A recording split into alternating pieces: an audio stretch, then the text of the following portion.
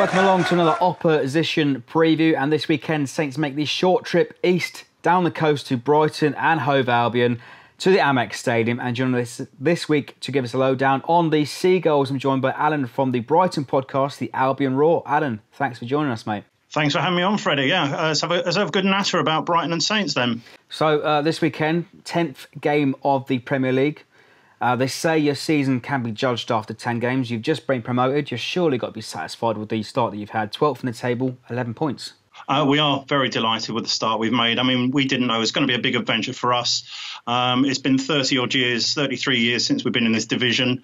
Nearly went out of business. We've had a massive journey over the past 20 years from the bottom of the fourth division, playing at Gillingham. The rise has been slow and sure, and obviously things leapt ahead when we got our stadium. But this season is the culmination of the battle that the fans have with 20 years in fighting an intransigent board, City Hall, the government, planning, regulations and everything. And here we are now. So, yeah, when we got to the first game of the season, Manchester City, who are now tearing everyone apart, we probably played them just about the right time on the first day of the season.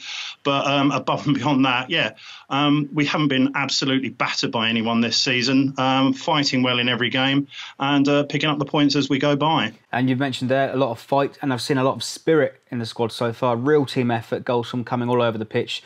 2 goals from Gross, something like that. Hamed, Murray, a couple of crackers from Nokawa and Izquierdo. So which one of those is the key man to unlock Saints on Sunday? As for unlocking Saints, is probably Pascal Gross. I mean, he seems to have the stats to say he's going to create the goals, but all of them are capable of doing it.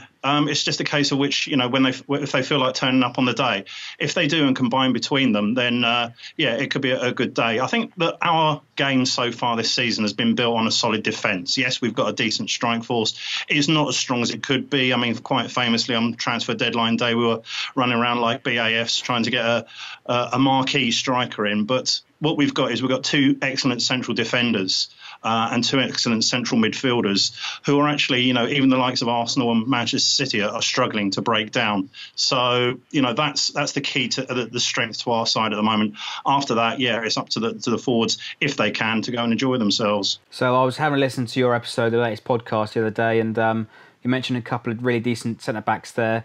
And it's a few of you have mentioned that you've gone under the radar. A lot of channels are forgetting about your highlights. You're actually playing in these football games.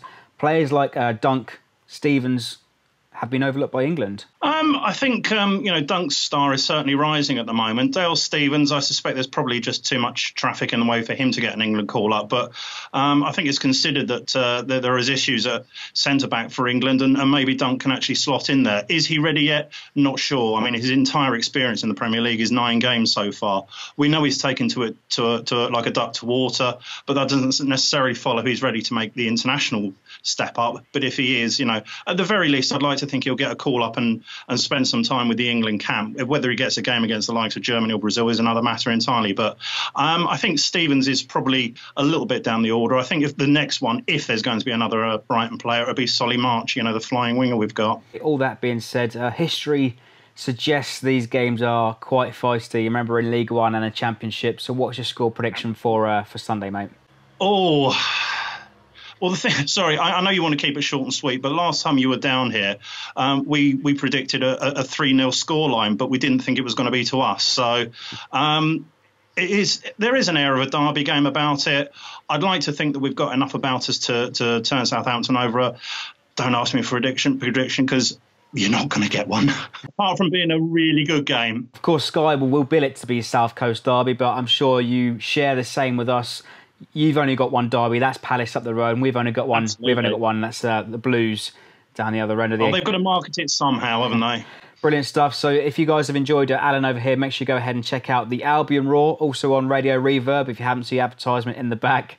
Alan, thanks for joining us, mate. Pleasure, Freddie. All the best. And don't forget to leave us your comments in below. Leave us your predictions for Sunday's lunchtime kickoff.